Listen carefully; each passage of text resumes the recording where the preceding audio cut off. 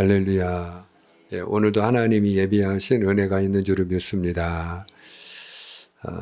오늘 예수님이 붙들리셨어요. 겟세마네 동산에서 기도하다가 대제사장의 종들이 와서 예수님을 체포합니다. 그리고 예수님이 대제사장의 집으로 끌려가게 되는데, 처음에 예수님이 끌려간 집은 안나스라고 하는 대제사장의 집이에요. 그 안나스는 전임자입니다. 전직 대제사장이에요. 근데 그 안나스가 실권자예요. 실세입니다. 근데 그 안나스의 집에서 예수님을 먼저 재판을 해요. 그리고 그들이 이제 법의 어떤 절차를 밟아야 되기 때문에 당시 현직 대제사장이었던 가야바의 집으로 예수님을 또 끌고 갑니다. 오늘 본문에 보면은 예수님이 대제사장 가야바의 집에 이제 끌려가신 이야기가 나오죠. 이 대제사장 가야바는 안나스의 사위입니다. 당시에 대제사장은요, 여러분이 믿음의 사람이라고 생각하면 안 돼요. 당시에 대제사장은요, 정치꾼입니다. 지금도 교단 정치를 하는 정치 목사들이 있어요. 그러니까 어떤 높은 자리에 올라가려면요, 투표를 해야 돼요. 근데 그 투표를 하려면요, 그냥 안 줘요. 정치인들이 여러분한테 이제 4월 달에 그 표를 얻으려면 뭔가 그 지역을 위해서 또 우리들을 위해서 뭔가 하나라도 내가 국회의원이 되면 배지 달면 그러면 이런 일을 하겠습니다. 여러분에게 뭘 더 주겠습니다. 뭐 이런 공약을 많이 하잖아요. 마찬가지로 그런 어떤 투표를 하게 되면 그러면 이제 그 사람한테 가가지고 뭐 밥이라도 한 번 더 사든지 선물을 주든지 뭔가를 줘야, 그래야 사람들이 이 사람이 나한테 준 게 있으니까 나도 뭘 줘야지 이러고서 표를 준단 말이에요. 그래서 사실은 목회의 뜻이 있고, 그리고 정말 하나님 앞에서 내가 마음 빼앗기지 않고 그렇게 교회를 섬기리라 하는 분들은 정치를 안 해요. 그리고 그런 어떤 자리에 올라가려고 안 합니다. 그러니까 이제 이 대제사장이 됐다 그러면 그는 믿음의 사람이다, 정치꾼이다? 정치꾼이다. 오히려 세속적인 종교 지도자다, 이렇게 이해를 하시면 돼요. 근데 이제 이 대제사장 가야바가 이제 재판을 하는 거예요. 근데 그 재판의 이름이 오늘 말씀에 보면 공회라 이렇게 됐는데, 산헤드린 공회입니다. 이 산헤드린 공회는 대제사장, 또 서기관, 장로들 이렇게 해가지고 전부 몇 명으로 구성되어 있는가 하면 71명이에요. 71명. 그럼 여기서 여러분들이 서기관은 뭐 하는 사람이냐? 서기관은 율법을 가르치는 율법 교사입니다. 그러니까 오늘날로 말하면 그냥 성경만 연구하고 가르치는 성경학자다, 이렇게 이해하시면 될 것 같아요. 그러니까 이런 대제사장, 또 서기관, 장로들이 이렇게 중심이 돼가지고 이제 공회를 열어가지고 종교 재판을 하는 거예요. 근데 이제 이미 그들의 마음속에는 예수님을 죽여야지 하는 결론이 서 있는 사람들이에요. 어떻게 하면 이제 명분을 만드느냐, 요것만 남은 거예요. 그래서 절차만 형식적으로 밟는 겁니다. 그러다 보니까 거짓 증인들을 막 세워가지고 예수님을 고발했단 말이에요. 근데 이 사람들이 없는 얘기를 만들어가지고 하다 보니까 증인들이 하는 얘기가 다 달라. 이 사람이 주장하는 거, 저 사람이 주장하는 게 일치해야 되는데, 거짓 증인들이다 보니까, 그러니까 자기들이 없는 말을 만들어내다 보니까 서로 일치하지 않는 거예요. 근데 이제 그런 거짓 증인들 가운데 한 사람이 뭘 주장했느냐? 예수님이 저 눈에 보이는 성전을 헐면 사흘 만에 다시 짓는다고 하더라. 그리고 이제 말하자면 성전을 모독한 죄로다가 예수님을 고발하는 거예요. 이제 대제사장이 예수님에게 묻는 겁니다. 너 들었지? 지금 저 사람이 너에게 고소하는 말을 너가 들었지?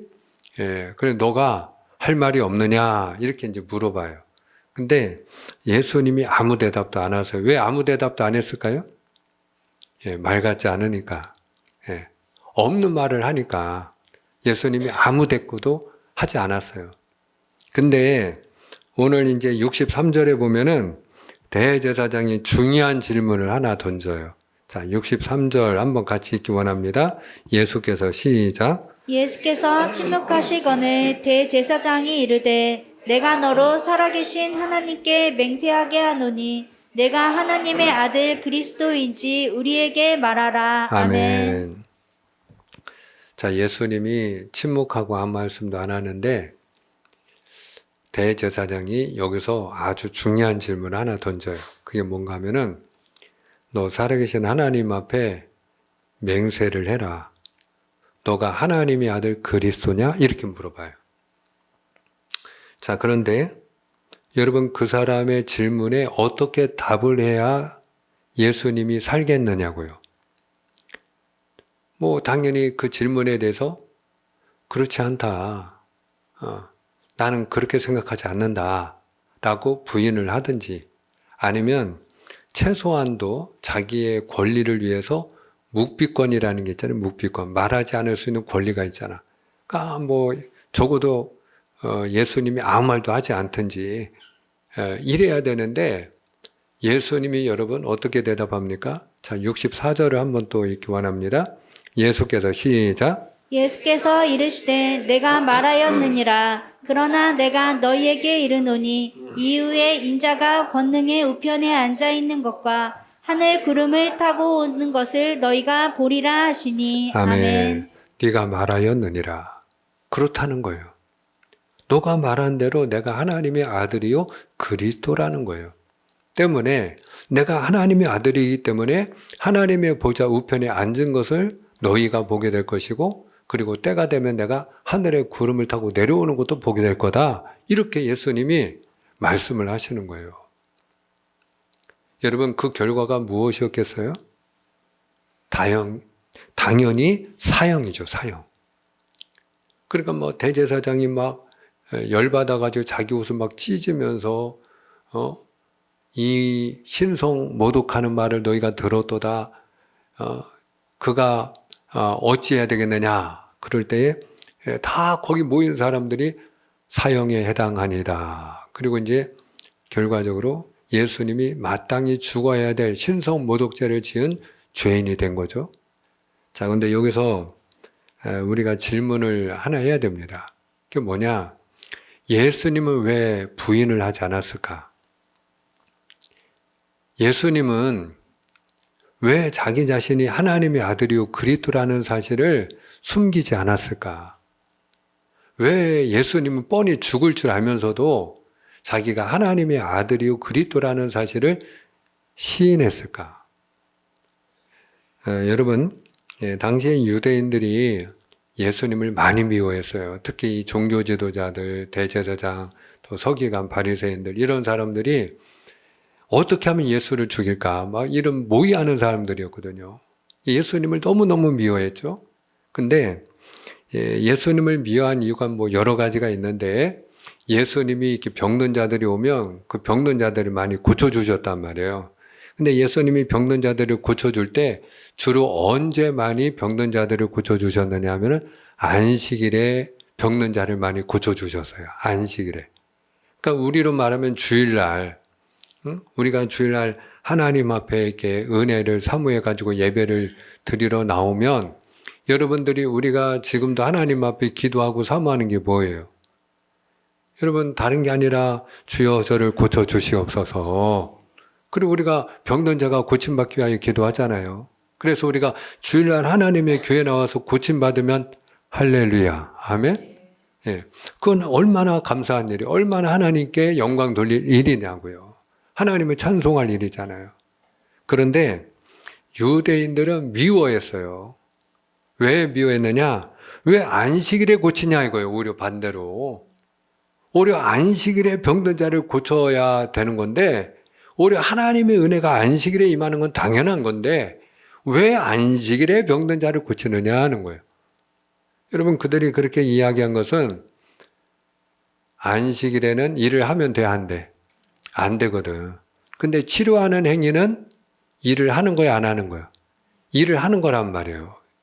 여러분, 병원들이 오늘같이 이렇게 빨간 날, 우리는 주일이라고 하고, 그래, 세상 사람들은 그냥 일요일이죠. 근데 이제 하여튼 공통적으로 공휴일인데, 이런 공휴일 빨간 날짜에는 일반 진료를 해요, 안 해요? 안 하죠. 일을 안 하는 날이 오늘은. 응급 환자들만 막 그렇게 필요한 인력들 딱 배치해 놓고, 그리고 응급실에서만 치료한단 말이에요. 일을 안 해. 안식일은 일을 하면 안 되는 날인 거예요. 쉬는 날인 거예요. 그런데 예수님이 병든 자를 고쳐주신단 말이야. 그러니까 그걸 뭘로 본 거예요? 일을 하는 걸로 봤다 이 말이에요. 그래서 왜 안식일을 범하느냐? 그러면서 예수님을 그들이 비난을 했단 말이에요. 그런데 이거보다도 그들이 더 예수님을 죽여야겠구나 이렇게 생각한 게 뭔지 아세요? 그것이 다름이 아니라 예수님이 자기 자신을 하나님의 아들이라고 했기 때문이에요. 자기를 누구라고 예수님이 증거했다고요? 하나님의 아들이다. 내가 하나님의 아들이다. 우리가 요한복음 5장 18절 좀 보기 원하는데요. 자, 요한복음 5장 18절 다 같이 시작. 유대인들이 이로 말미암아 더욱 예수를 죽이고자 하니 이는 안식일을 범할 뿐만 아니라 하나님의 자기의 친아버지라 하여 자기를 하나님과 동등으로 삼으심이로라. 아멘. 예수님이 안식일만 범하는 게 아니라 자기를 하나님의 아들이라고 하는 거예요. 오늘 이 이야기의 배경이 뭔가 하면은 예수님이 그 베데스다 연못가에 있던 38년 된 병자를 고쳐주십니다. 이 사람은 38년이 되도록 한 번도 걸어본 적이 없어. 안진뱅이에요. 그러니까 항상 자기가 이렇게 자리를 깔아놓고 이렇게 돗자리처럼 이제 자리를 펴놓고 거기 앉아가지고 늘 다른 사람들한테 구걸해서 다른 사람들이 이렇게 동정하는 걸로 먹고 사는 사람이었단 말이죠. 근데 예수님이 그 사람을 고쳐주셨어요.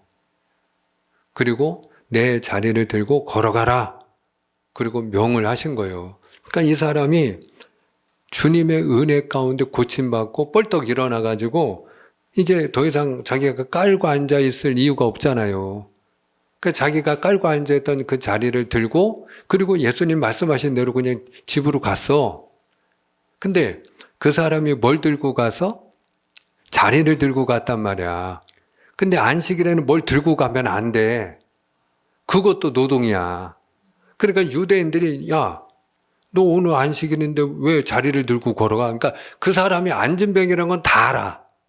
근데 아니 안진뱅이가 어떻게 해서 걸어 다니냐? 이걸 네가 어떻게 해서 걷느냐? 이걸 물어봐야 되는데 사람들의 관심은 그 사람이 걷는 거에 관심이 없어.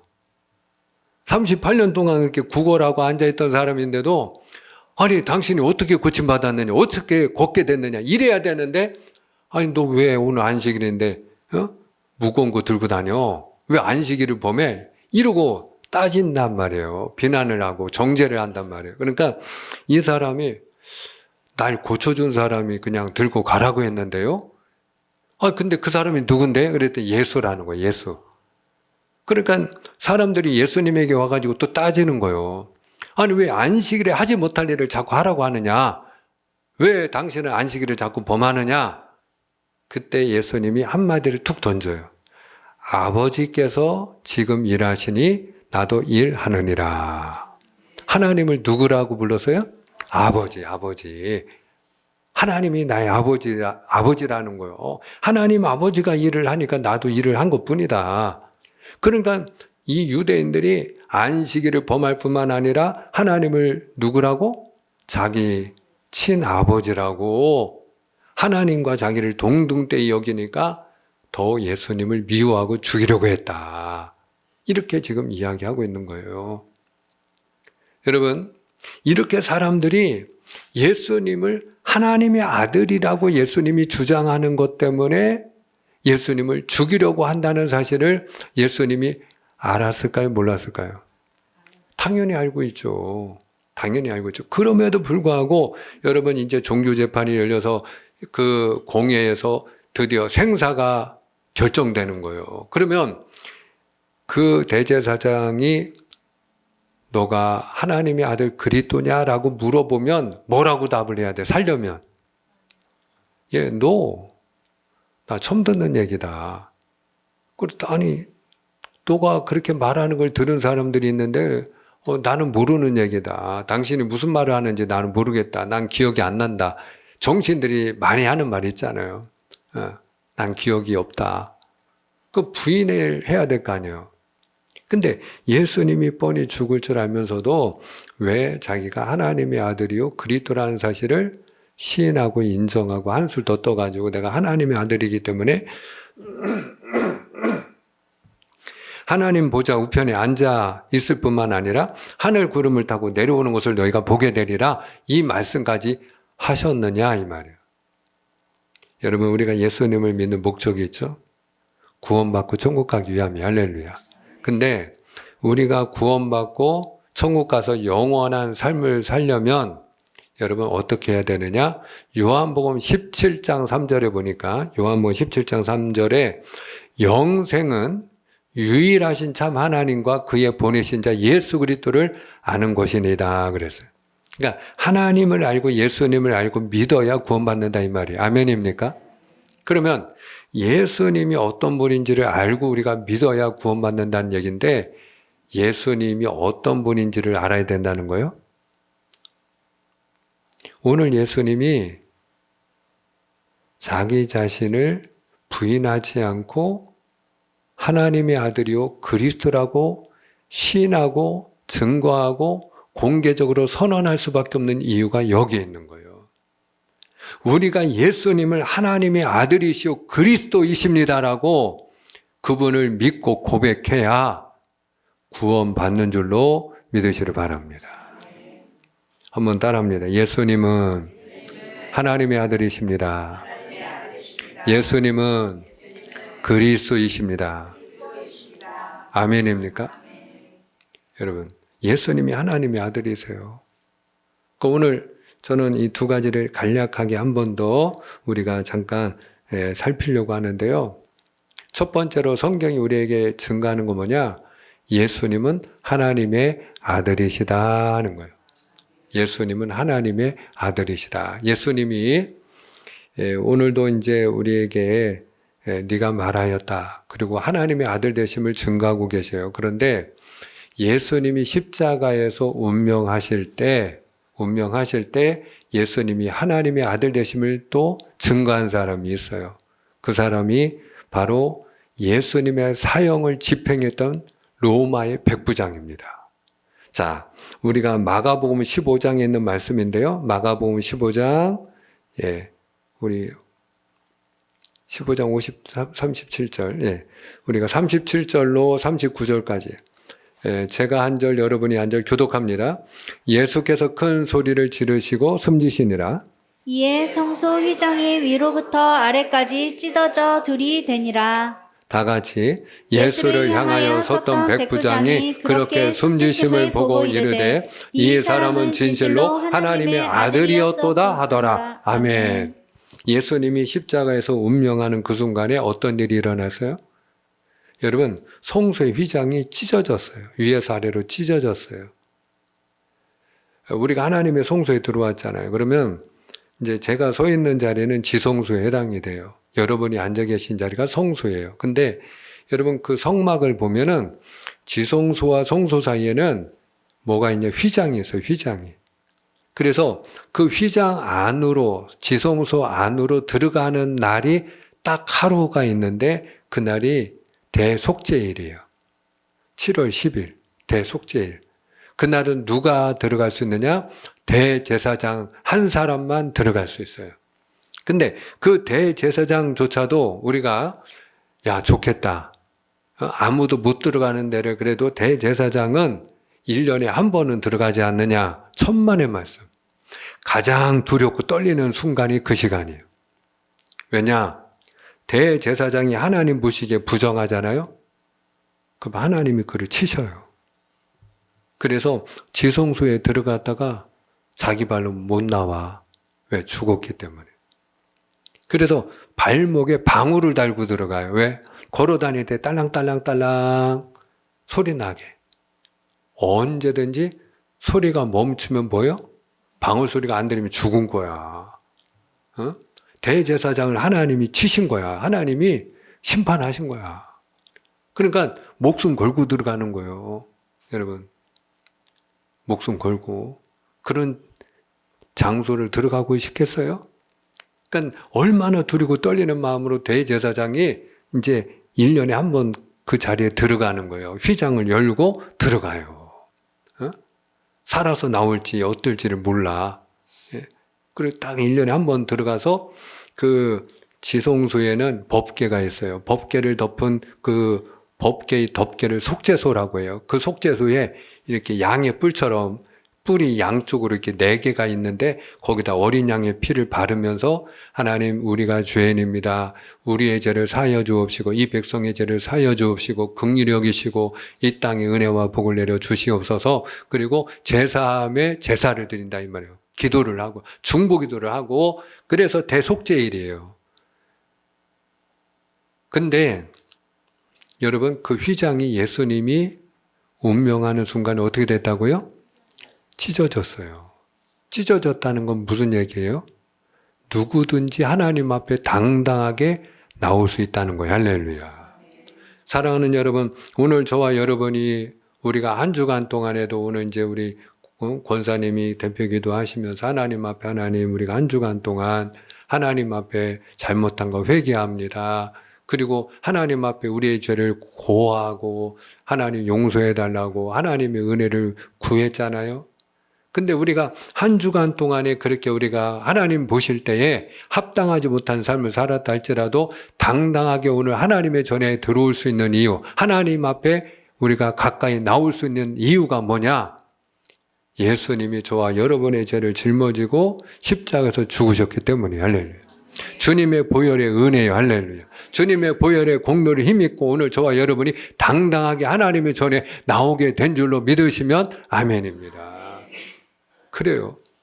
근데 그 휘장이 갈라져서 우리가 원수되었던 하나님을 우리가 배울 수 없던 그런 죄인들이었는데 그런 우리가 이제 하나님 앞에 당당하게 나올 수 있게 되고 하나님과 화목하게 되었으니 백부장이 그것을 보고 뭐라고요? 그는 진실로 하나님의 아들이었도다. 하나님의 아들이었도다. 사랑하는 여러분, 예수님이 하나님의 아들이십니다. 어떤 분들은 우리가 주 예수를 믿어야 된다 그러면은 자기는 못 믿겠다. 아니 어떻게 사람이 물리를 걷냐. 또 어떻게 떡 5덩어리 물고기 2마리로 5,000명을 먹일 수가 있느냐. 어떻게 동정녀의 몸에서 사람이 태어나느냐. 그리고 어떻게 죽은 자를 살리고 또 본인도 뭐 죽었다가 살아났다며 어떻게 사람이 죽었는데 다시 사느냐. 그러면서 믿지 못하겠다고 하는 분들이 많이 계셔요. 예. 10명 중에 9명은 그래서 못 믿겠다는 거예요. 근데 여러분, 예수님이 누구라고요? 그분이 하나님의 아들이세요. 근데 보세요. 하나님의 아들이 물 위를 걷다가 빠졌다. 말이 되나요? 안 되나요? 하나님의 아들이 여러분 우리가 사람의 아들을 사람이라고 하는 것처럼 하나님의 아들이 하나님이셔요. 그러니까 예수님이 하나님을 아버지라고 부르니까 예수님을 그들이 왜 미워하고 죽이려고 했다고요? 하나님과 자기를 동등되이 여겼기 때문이다. 이렇게 말하잖아요. 예수님이 하나님의 아들이시라는 얘기는 예수님이 하나님이라는 얘기. 할렐루야. 근데 우리를 지으신 하나님이 여인의 몸을 통해서는 못 나오시나요? 여인의 몸을 지으신 하나님이 여인의 몸을 빌려서는 이 땅에 내려올 수가 없나요? 우리에게 여러분 이 하늘 아래 이 모든 먹을 양식을 주신 하나님께서 떡 5덩어리 물고기 2마리로 5,000명은 못 먹여 살리시나요? 여러분 우리에게 호흡을 주시어서 오늘 저와 여러분에게 생명 주신 그분이 죽은 자는 못 살리나요? 사랑하는 여러분, 예수님은 하나님의 아들이십니다. 그리고 오늘 성경이 우리에게 들려주는 또 중요한 얘기가 뭐냐? 예수님은 그리스도라는 거예요. 한번 따라합니다. 예수님은 그리스도이십니다. 할렐루야. 이 그리스도라는 말은 구원자 이런 말이에요. 예수님은 나의 구원자이십니다. 이 얘기. 예수님은 우리의 구원자가 되셔요. 성경은 이 사실을 반복해서 여러분 성경이 우리에게 증가하는 모든 내용은 사실은 예수님은 우리의 구원자이십니다. 예수님은 우리를 구원하기 위하여 이 땅에 오신 하나님의 아들이십니다. 이게 전부라고 할 수 있어요. 이게 전부예요. 그래서 우리가 누구나 뭐 교회 다니는 분이나 다니지 않는 분이나 사실은 누구나 알고 있는 유명한 구절이 있잖아요. 요한복음 3장 16절. 하나님이 세상을 이처럼 사랑하사 독생자를 주셨으니 하나님의 아들을 주셨으니 이는 저를 믿는 자마다 멸망치 않고 영생을 얻게 하려 하심이라. 구원을 얻게 하려 하심이라. 주 예수를 믿으라. 그리하면 너와 내 집이 구원을 얻으리라. 내가 만일 예수를 주로 시인하고 또 하나님이 그를 죽은 자 가운데서 살리신 것을 내 마음에 믿으면 구원을 얻으리라. 주의 이름을 부르는 자마다 구원을 얻으리라. 요한에서 4장 10절에도 사랑은 여기 있는데 하나님이 우리를 사랑하사 우리 죄를 위하여 화목제물로 그 아들을 보내셨음이라. 그래서 여러분 누가복음 19장 10절에 보면은 사람들이 예수님이 그 죄인 삭개오의 집에 들어가니까 저가 세리와 죄인들을 가까이 하는도다. 그러면서 막 비난하고 정죄할 때에 예수님이 자기가 내려오신 이 땅에 오신 목적을 한마디로 분명하게 말씀을 하셨어요. 그게 뭐냐? 인자가 온 것은 잃어버린 자를 찾아 구원하려 함이니라. 여러분 예수님이 왜 오셨다고요? 저와 여러분을 구원하기 위하여. 우리가 생명을 잃어버리고 하나님을 잃어버리고 천국을 잃어버리고 여러분 그 신령한 복을 다 잃어버리고 죄 가운데 우리가 저주받은 인생인데 그런 우리를 구원하기 위하여 예수님이 오셨어요. 할렐루야. 예수님이 우리의 구원자이십니다. 여러분 우리의 구원자가 되려면요 첫 번째 죄가 없어야 돼요. 죄가 없어야 됩니다. 그분이 우리의 구원자가 되려면 죄가 없어야 돼. 만약에 그가 죄가 있다. 그럼 자기 죄 때문에 죽는 거예요. 우리가 한 번은 다 죽어요. 왜 죽죠? 내 안에 죄가 있어 죽는 겁니다. 여러분. 그걸 아셔야 돼요. 한 번 죽는 건 사람에게 정한 것이 왜? 내가 죄인이기 때문에. 내 안에 죄가 있기 때문에. 그러니까 여러분 우리를 구원하시는 분은 구원자라고 하면 뭐가 없어야 된다? 죄가 없어야 돼. 죄가 있으면 자기 죄 때문에 죽은 거야. 죄가 없어야 돼. 두 번째는 우리 죄를 짊어져야 돼. 우리 죄를 짊어져야 돼. 우리 죄를 짊어져야 돼. 그리고 세 번째는 그분은 하나님이셔야 돼요. 여러분, 인간이 인간의 죄를 짊어지고 인간이 인간의 죄를 용서하고 우리 인간을 구원할 수가 없어요. 하다못해 내 자식 예수 믿는 것도 내 마음대로 돼야 안 돼요. 안 돼요. 내 자식, 여러분 내가 손잡고 교회 나오고 싶어도 나 싫어. 난 가기 싫어. 그냥 엄마나 가. 신앙은 자유잖아. 그러면 내 자식도 내 마음대로 한대. 내가 10달 동안 품고 낳아서 진자리 마른 자리 갈아 뉘어서 내 생명보다 귀하게 그 아이를 내가 키우고 양육하고 지금도 내 목숨보다 더 사랑하지만 교회 손잡고 나오는 것도 내 마음대로 못해. 여러분, 그런 우리가 어떻게 다른 사람의 죄를 대신 짊어지고 다른 사람의 죄를 사망해서 그를 건져낼 수가 있겠느냐고요. 교회도 못 데리고 나오는데 어떻게 구원을 해요? 내가 다른 사람을, 예? 내 자식도 안 되는데. 그분은 하나님이셔야 돼요. 할렐루야. 근데 죄가 없는 분, 우리의 죄를 짊어지신 분, 그리고 하나님이신 유일하신 한 분이 계신데 그분이 예수님이십니다. 그래서 성경이 우리에게 들려주는 중요한 메시지가 있는데 사도행전 4장 12절에 다른 이로서는 구원을 얻을 수 없나니, 다른 이로서는 안 돼. 그가 누구든 부처든 공자든 안 돼. 여러분, 이게 우리가 기독교인들이 독선적이라 그런 얘기를 하는 게 아니에요. 그들은 다 죄 가운데 죽었어. 그들은 우리의 죄를 짊어진 적이 없어. 우리를 대신하여 죽은 적이 없어. 여러분, 그들은 하나님이 아니에요. 부활하지 않았어요. 그들에게는 무덤이 있어요. 근데 여러분, 유일하게 죄가 없고 우리의 죄를 짊어지신 유일하신 하나님이 예수님이십니다. 할렐루야. 그래서 다른 이로서는 구원을 얻을 수 없나니 천하인간의 구원을 얻을 만한 다른 이름을 우리에게 주신 일이 없음이니라. 따라합니다. 예수님이 구원자이십니다. 오늘 저와 여러분이 예수님이 하나님의 아들이시오 구원자이심을 믿고 저와 여러분이 그 예수님을 잘 믿어서 주님의 은혜로 살다가 우리가 다 천국잔치에 참여하는 그런 저와 여러분이 되기를 축복합니다. 기도하겠습니다.